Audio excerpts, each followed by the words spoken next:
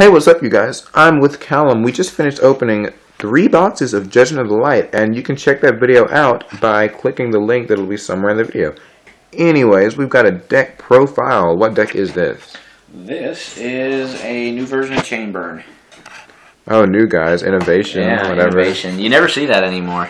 You got 2 Golem. That's not very new, but it's just an amazing card. Handles Draco Stack really well. Big Eye, even if Big Eye steals something, which I don't know what they would, but it's a good card. It's like a Vosky. We got 1 Morphing Jar. It's just a really good card. Underrated to me. Really underrated.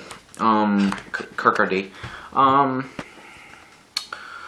on the fence about it, honestly. It's a really good card, but there's so many outs to it right now.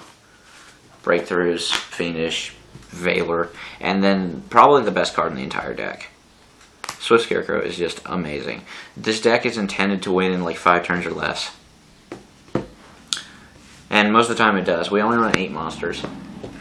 For spells we run 2 Chain Strike, because that's all you can run. It's a really good card. It does 400 for each chain link it's in. Double pot. That should be completely obvious. I run 3 upstarts. Okay. I know this is a burn deck, but one of the traps. Where is it? There it is. Hope for Escape. It's such a good card. If you do end up playing these before, like being attacked or anything, that's an instant draw 1. So the card instantly becomes a 0. Plus the fact that you're supposed to take a hit before you ever even use this, so you have an engine to use with Hope for Escape. So you're not just sitting there with them dead. I'm so sad about that. 1/1 day apiece. This is just another Scarecrow, basically. It's just the best card, like, ever. If it was at 3, it would just... Crazy cards. This is such an underrated card. The one thing about it is, when you're playing Shard of Greed, who's really going to waste an out to get rid of a Shard of Greed? No one really thinks much of it, but when you draw 2 cards, everyone's like, "Ooh, that's a good card." It's a serious waiting card, but once you wait for it, it gets serious pluses, and it really helps the deck. It's just a free floater draw card that you can play in literally anything. And for traps, this is the big one. How many spells is it? It's like 10, 11? 10. Or, well, now it's 11. Yeah, it's 11. Yeah, it's 11. Or yeah, 10 or 11. We had a little hiccup 10 or 11, earlier, but one or the other. We got, for the draw stuff, we got 3 Jar Greed. It's just a 1/0 draw card. It's just a 0, but you use it in chain links, obviously.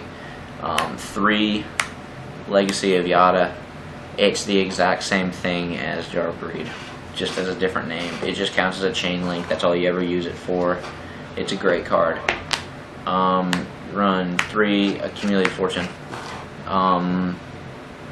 It's just a free draw card. It has to be chain link 4 or higher, but with this deck, where just about every trap chains, you get the chain links really simple.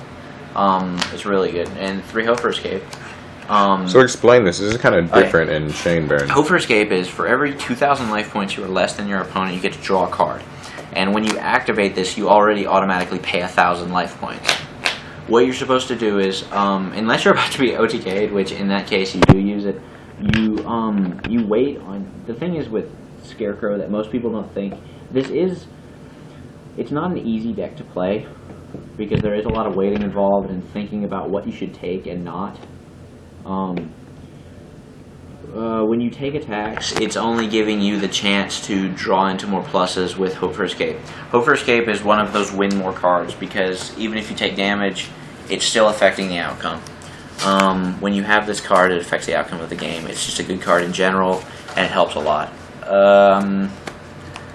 3 Reckless, obviously, it's a really good card. It's a win more card, and the fact that you can't draw doesn't even affect the outcome. For a burn deck, it really doesn't play that much burn. All it plays is 3 Secret Barrel. You should know what that is. It's an old card. And 3 just Desserts. These are the only burn cards you play besides for the 2 Chain Strikes. You don't need any more than that, once you get your chain links high enough, and with these, you're only supposed to play them when they have at least 6, either controlled or whatever. And the same thing with these, you need at least 2. With chain strikes, if you can get them up to chain link 5 or 6, it's really good because an extra 2k damage plus the 1200 you get from these, it's always game. Even if you give your opponent the 11,000 possible with upstarts. Right, yeah, so that was the deck, guys. Remember, if you enjoyed the video, you can... Like, comment, subscribe. Yeah, be great. You probably shouldn't, though. Watch the box upload thing, opening, whatever. It's a long video. Yeah, and that was all. So thanks for watching.